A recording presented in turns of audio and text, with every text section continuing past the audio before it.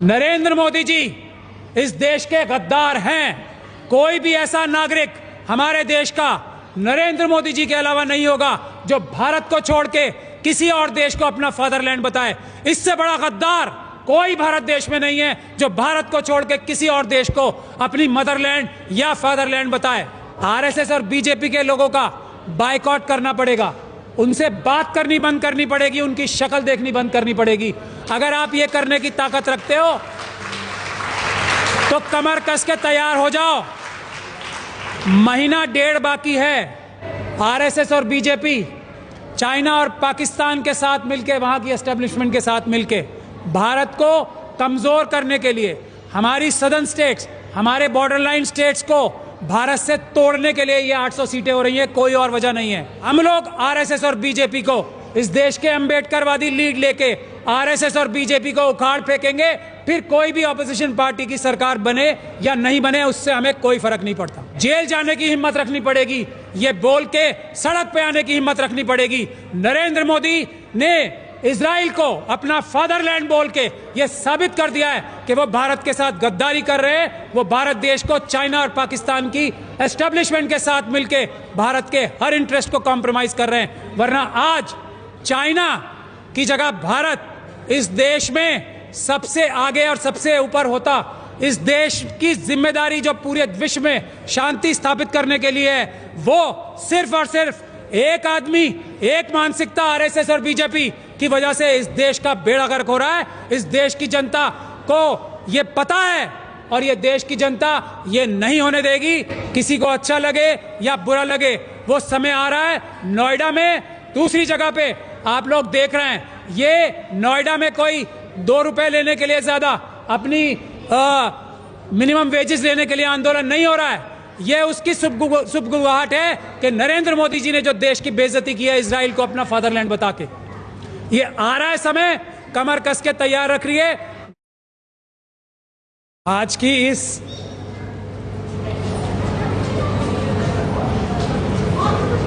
बहुत ही महत्वपूर्ण सभा के सामने सबसे पहले तो मैं अपना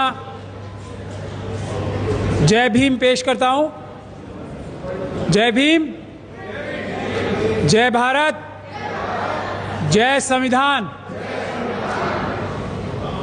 सिर्फ छोटा सा मैसेज है, कहने सुनने का समय समाप्त हो चुका है, करने का समय आ चुका है। बहुत जल्दी हम लोग एक राष्ट्रव्यापी आंदोलन शुरू करने वाले हैं। जिसको भारत देश को इन एप्स्टीन मानसिकता के आरएसएस और बीजेपी के लोगों से बचाने का शौक है, जिनके अंदर शक्ति है, जो सिर्फ बोलना नहीं जानते, कमर कस के तैयार हो जाओ। जीतेंगे या मरेंगे। जय भीम। मेरे या किसी और की जबान पे से बोलने से कुछ नहीं होने वाला है, कुछ भी नहीं होने वाला है। हम सब की गर्दनें, मैं आप लोगों को 1 बार नहीं, 10 बार नहीं, 50 बार बता चुका हूं। हम में से एक भी नागरिक नहीं बचेगा। खास तौर पे अंबेडकरवादियों को सबसे पहले नंबर आना है, जिसकी किडनी, जिसका लिवर आधे से ज्यादा निकाल के ये लोग बेच नहीं देंगे। ये मैं बता रहा हूं। आज मेरी बात लिख के याद करके रख लेना आप लोग। 800 सीटें हो रही है।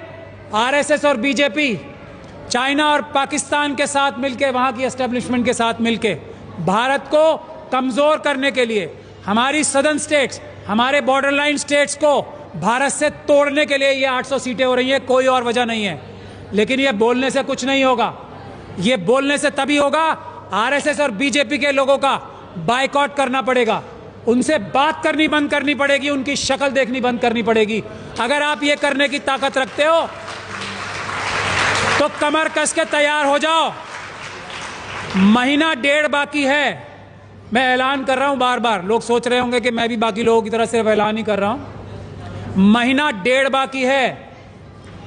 हमें किसी पॉलिटिकल पार्टी ने, और ये बात पूरी जिम्मेदारी के साथ मैं कह रहा हूं, भारत देश की रक्षा करने के लिए कोई पॉलिटिकल पार्टी अपनी जान हथेली पे रख के सामने नहीं आ रही है। ये बहुत दुख की बात है, लेकिन हमें परवाह नहीं है।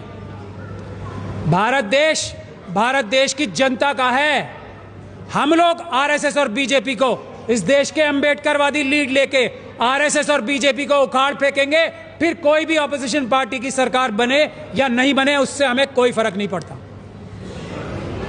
लेकिन ये एक मैसेज दे देंगे, अगली आने वाली सरकार अगर ऐसा काम करेगी तो याद रखे, ये एप्स्टीन मानसिकता के लोग जिनका नेटवर्क पूरी दुनिया में है, अगर भारत देश की जनता इसको उखाड़ फेंक सकती है तो किसी और पॉलिटिकल पार्टी में इतना दम नहीं है कि वो भारत के साथ अब अन्याय कर सके। ईरान, अमेरिका और इजराइल की जंग ने यह साबित कर दिया है, नरेंद्र मोदी जी इस देश के गद्दार हैं। कोई भी ऐसा नागरिक हमारे देश का नरेंद्र मोदी जी के अलावा नहीं होगा जो भारत को छोड़ के किसी और देश को अपना फादरलैंड बताए। इससे बड़ा गद्दार कोई भारत देश में नहीं है जो भारत को छोड़ के किसी और देश को अपनी मदरलैंड या फादरलैंड बताए। ये बोलने की हिम्मत रखनी पड़ेगी, ये बोल के जेल जाने की हिम्मत रखनी पड़ेगी, ये बोल के सड़क पे आने की हिम्मत रखनी पड़ेगी। नरेंद्र मोदी ने इजराइल को अपना फादरलैंड बोल के यह साबित कर दिया है कि वो भारत के साथ गद्दारी कर रहे हैं। वो भारत देश को चाइना और पाकिस्तान की एस्टेब्लिशमेंट के साथ मिलके भारत के हर इंटरेस्ट को कॉम्प्रोमाइज कर रहे हैं। वरना आज चाइना की जगह भारत इस देश में सबसे आगे और सबसे ऊपर होता।